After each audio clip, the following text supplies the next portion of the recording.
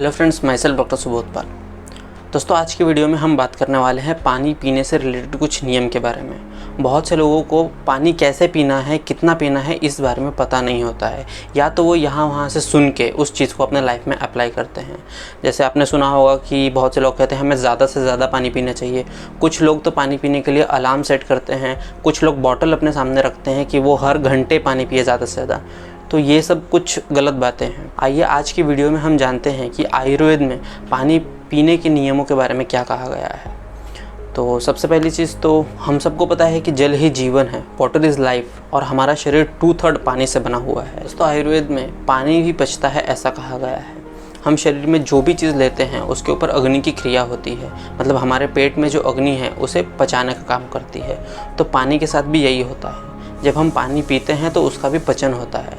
तो दिन भर में हम ऐसे बहुत सी गलत हैबिट्स करते हैं पानी पीने से रिलेटेड है। तो आइए उन सब चीज़ों के बारे में बात करते हैं और उन्हें हम कैसे चेंज कर सकते हैं, कैसे उसे मॉडिफाई कर सकते हैं कि जो हम पानी पी रहे हैं वो हमारे शरीर के लिए काम कैसे करे, इस बारे में जानते हैं। तो आइए स्टार्ट करते हैं। सबसे पहला पॉइंट कि लोगों को आदत होती है सुबह उठ के बहुत सारा पानी पीने की।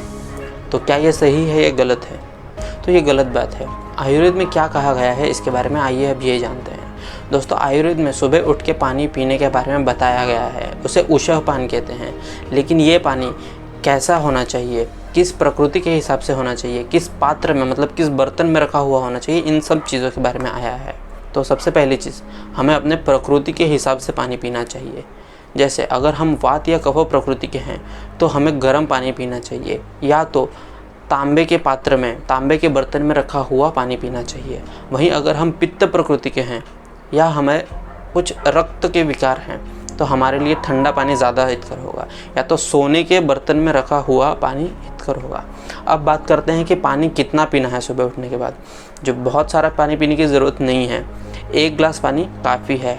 आयुर्वेद का एक ग्रंथ है भाव प्रकाश, उसमें कहा गया है कि हमें 8 अंजलि पानी पीना चाहिए। अब 1 अंजलि प्रमाण इतना होता है, तो अगर ऐसे 8 अंजलि आप मेज़र करते हैं तो ठीक है, नहीं तो 1 गिलास पानी भी पर्याप्त होता है। अब नेक्स्ट बैड हैबिट की बात करते हैं, तो वो है कि बहुत सारे लोग एक्सरसाइज करने के बाद या जिम करने के बाद बहुत पानी पीते हैं। तो ये भी एक गलत बात है। इसके भी कुछ नियम हैं। तो इसके लिए पहले मैं आपको एक एग्जांपल देता हूँ। अगर हमने एक गर्म कांच के ग्लास में पानी डाला तो उसमें क्रैक आ जाता है। वैसे ही एक्सरसाइज करने के बाद हमारा शरीर गर्म हो जाता है, मतलब हमारे शरीर में ब्लड सर्कुलेशन बढ़ा हुआ होता है, और ऐसे स्थिति में अगर हम पानी पिए तो ये हमारे शरीर के लिए नुकसानदायक होता है। तो इसके लिए हम क्या कर सकते हैं, एक तो जिम के बाद, एक्सरसाइज के बाद थोड़ा सा रेस्ट ले सकते हैं आधे 1 घंटे का, जिसकी वजह से हमारा शरीर जो है रूम टेम्परेचर पे आ जाए। उसके बाद हम पानी पी सकते हैं। या फिर अगर हमें बहुत ज़्यादा प्यास लगी है एक्सरसाइज करने के टाइम पे, तो हम घूट घूट के हिसाब से पानी पी सकते हैं। अब बात करते हैं कि खाने से रिलेटेड जो पानी के हैबिट्स है उसमें भी लोग बहुत गलतियाँ करते हैं, उसके बारे में बात कर लेते हैं। तो बहुत से लोगों की आदत होती है खाना खाने से पहले या खाना खाने के एकदम बाद पानी पीने की। तो ये भी एक गलत आदत है।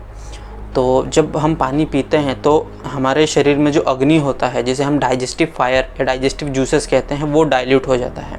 तो इसीलिए खाना खाने से एकदम पहले पानी नहीं पीना चाहिए और बाद में भी पानी नहीं पीना चाहिए। तो हम पानी कब पिएं? खाना खाने के टाइम पे।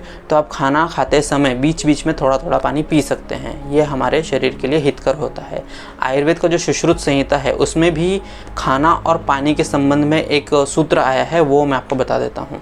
तो आयुर्वेद का जो सुश्रुत संहिता ग्रंथ है उसके सूत्र स्थान में अध्याय नंबर 46 में 444 करके एक श्लोक आया है, तो वो मैं आपको बता देता हूँ। उसमें कहा गया है कि तद आदौ कर्षयेत पीतम स्थापयेन मध्य सेवितम पश्चात पीतम ब्रूहयति तस्माद विक्षम प्रयोजयेत। जिसका अर्थ होता है अगर हम भोजन के पूर्व पानी पिए तो हमारा शरीर दुबला होता है, अगर हम भोजन के मध्य में पानी पिए तो वो हमारे शरीर की अवस्था को स्थिर रखता है, और अगर हम भोजन के पश्चात पानी पिए तो वो हमारे शरीर को पुष्ट करता है। अगर सादे सिंपल वर्ड्स में बता दूं तो खाना खाने से पहले अगर हम पानी पिएंगे तो हमारा शरीर पतला होगा, खाना खाने के बाद अगर हम पानी पिएंगे तो मोटापा उत्पन्न करेगा।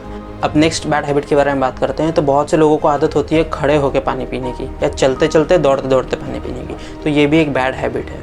बहुत सारी स्टडीज़ हुई हैं जिसमें पता चला है कि जो लोग खड़े होकर पानी पीते हैं उनकी किडनी पे असर होता है, या उनके घुटनों में, जोड़ों में दर्द होता है। तो इसके लिए हम क्या कर सकते हैं, एक छोटा सा रूल अप्लाई कर सकते हैं। Sit, sip, swallow, breathe, repeat. मतलब पानी लेने के बाद एक कहीं पे आराम से बैठ जाइए, उसके बाद धीरे धीरे घूट घूट करके सांस लेके पानी पीजिए।